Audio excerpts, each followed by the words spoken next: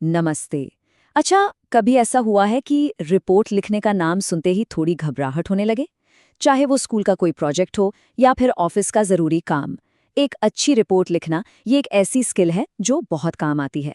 तो आज हम इसी मुश्किल से दिखने वाले काम को एकदम आसान बनाने वाले हैं, स्टेप बाय स्टेप। सच तो ये है कि हम सबने कभी ना कभी रिपोर्ट बनाई ही है या कह सकते हैं बनाने की कोशिश तो ज़रूर की है। स्कूल के असाइनमेंट से लेकर ऑफिस की ज़रूरी अपडेट्स तक रिपोर्ट्स हमारी ज़िंदगी का एक अहम हिस्सा है और इन्हें सही तरीके से बनाना ही हमें भीड़ से अलग खड़ा करता है। असल में इनका मकसद बहुत सिंपल है। जो भी जानकारी या फैक्ट्स हैं उन्हें सुलझाकर बिल्कुल साफ सुथरे तरीके से किसी और तक पहुंचाना, बस। तो फिर ये रिपोर्ट असल में है क्या? देखिए, ये एक ऐसा डॉक्यूमेंट है जिसमें सिर्फ और सिर्फ सच और फैक्ट्स होते हैं। इसमें किसी घटना या टॉपिक की पूरी जानकारी होती है, ठीक वैसी जैसी वो हुई थी। कोई बनावटी बातें नहीं, कोई लाग लपेट नहीं। इस पूरी प्रोसेस को समझने के लिए हम इन हिस्सों पे नजर डालेंगे। हम शुरू करेंगे कि रिपोर्ट क्या है, फिर देखेंगे वो 5 आसान स्टेप्स क्या हैं और आखिर में फाइनल सबमिशन तक का सफर पूरा करेंगे। तो चले शुरू करते हैं। चलिए अब सीधे बात करते हैं हमारे 5 स्टेप राइटिंग प्लान की। ये एक ऐसा प्लान है जो आपको एक कोरे कागज से एक शानदार रिपोर्ट तक ले जाएगा। तो ये हैं वो 5 सिंपल स्टेप्स। पहला है कलेक्शन, यानी अपने सारे फैक्ट्स इकट्ठा करना। दूसरा ऑर्गेनाइजेशन, मतलब एक प्लान बनाना। तीसरा आता है ड्राफ्टिंग, जहां आप पहला वर्जन लिखते हैं। चौथा एडिटिंग, मतलब अपने काम को चमकाना। और आखिर में 5वां स्टेप है सबमिशन, यानी फाइनल चेक। चलिए अब इन सबको एक एक करके थोड़ा और गहराई से समझते हैं।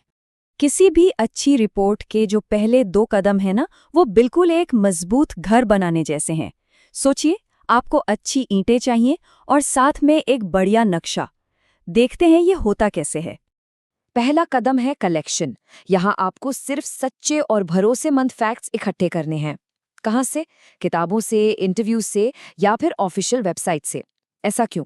क्योंकि आपकी रिपोर्ट की जो इज्जत है, जो भरोसा है, वो इन्हीं मजबूत ईंटों पर टिकेगा। अच्छा, तो अब ईंटें तो आ गईं। अब बारी है घर का नक्शा बनाने की, यानी ब्लूप्रिंट। ये है हमारा दूसरा स्टेप, ऑर्गेनाइजेशन। इसमें आप एक आउटलाइन बनाते हैं कि कौन सी जानकारी कहाँ रखनी है, कैसे दिखानी है।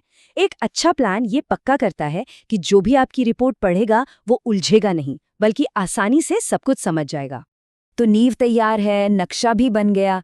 अब वक्त है ढांचा खड़ा करने का और फिर उसे फिनिशिंग टच देने का। ये है ड्राफ्टिंग और एडिटिंग के सबसे ज़रूरी फेज़। हमारा तीसरा कदम है ड्राफ्टिंग। यहाँ आपका काम बस एक है, लिखना, लिखते जाना। जो भी प्लान बनाया है उसके हिसाब से सारी जानकारी कागज पर उतार दीजिए। इस स्टेज पे ये मत सोचिए कि सब कुछ परफेक्ट हो, वो बाद में देखेंगे। अभी बस अपने विचारों को एक शक्ल देनी है। तो आपने सब कुछ लिख लिया, आपके पास एक ड्राफ्ट तैयार है। लेकिन एक ठीक ठाक ड्राफ्ट और एक शानदार रिपोर्ट में जमीन आसमान का फर्क होता है। तो वो क्या चीज़ है जो ये फर्क पैदा करती है? जवाब है अगला स्टेप।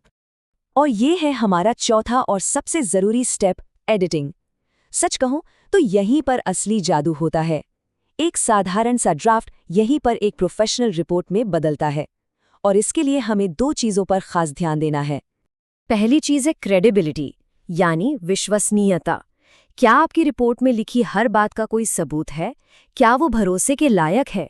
क्योंकि बिना भरोसे के आपकी रिपोर्ट की कोई कीमत नहीं। क्रेडिबिलिटी ही आपकी रिपोर्ट को पावर देती है। और दूसरी चीज़ है कंसाइजनेस, मतलब अपनी बात को कम से कम शब्दों में कहना, बिल्कुल टू द पॉइंट। हर वो शब्द, हर वो सेंटेंस जिसकी ज़रूरत नहीं है, उसे हटा दीजिए। क्यों? क्योंकि देखिए, आज की दुनिया में किसी के पास फालतू की चीज़ें पढ़ने का टाइम नहीं है ना? जब आपकी रिपोर्ट छोटी और सटीक होती है तो इसका मतलब है कि आप पढ़ने वाले के वक्त की कद्र करते हैं। और जानते हैं क्या? इससे आपका मैसेज और भी ज़्यादा असरदार हो जाता है। तो जब एडिटिंग अच्छी तरह से हो जाती है तो नतीजा होता है एक ऐसी रिपोर्ट जो पढ़ने में आसान हो, जिस पे भरोसा किया जा सके और जो बिल्कुल मुद्दे की बात करे। चलिए अब हम पहुंच गए हैं अपने आखिरी पड़ाव पर। आपकी रिपोर्ट लगभग तैयार है, लेकिन उसे भेजने से पहले एक फाइनल क्वालिटी चेक तो बनता है। ये है हमारा 5वां और आखिरी स्टेप, सबमिशन। अब इसे जमा करने से ठीक पहले आपको खुद से बस 2 बहुत ज़रूरी सवाल पूछने हैं। यकीन मानिए, ये 2 सवाल आपकी रिपोर्ट की कामयाबी तय कर सकते हैं। पहला सवाल, इसे पढ़ेगा कौन? मतलब आपके ऑडियंस कौन है? क्या वो इस टॉपिक के एक्सपर्ट हैं या फिर नौसिखिए? और दूसरा सवाल, वो इसे पढ़ेंगे क्यों? यानी इस रिपोर्ट का मकसद क्या है? क्या इसे पढ़कर उन्हें कोई फैसला लेना है या सिर्फ जानकारी चाहिए? जब आप अपनी रिपोर्ट को अपने ऑडियंस और मकसद के हिसाब से थोड़ा बदल लेते हैं, तो वो सबसे ज्यादा असरदार बन जाती है और यही एक शानदार रिपोर्ट की असली पहचान है। हमेशा याद रखिए, एक अच्छी रिपोर्ट सिर्फ फैक्ट्स का कलेक्शन नहीं होती। ये एक टूल है, एक जरिया है जो पढ़ने वाले को जरूरी फैसले लेने में मदद करता है। तो अगली बार जब आप कोई रिपोर्ट लिखें, तो ये ज़रूर सोचिएगा कि आप सिर्फ जानकारी नहीं दे रहे हैं, आप एक कहानी बता रहे हैं। सवाल बस इतना है कि आपके तथ्य मिलकर कौन सी कहानी सुनाएंगे।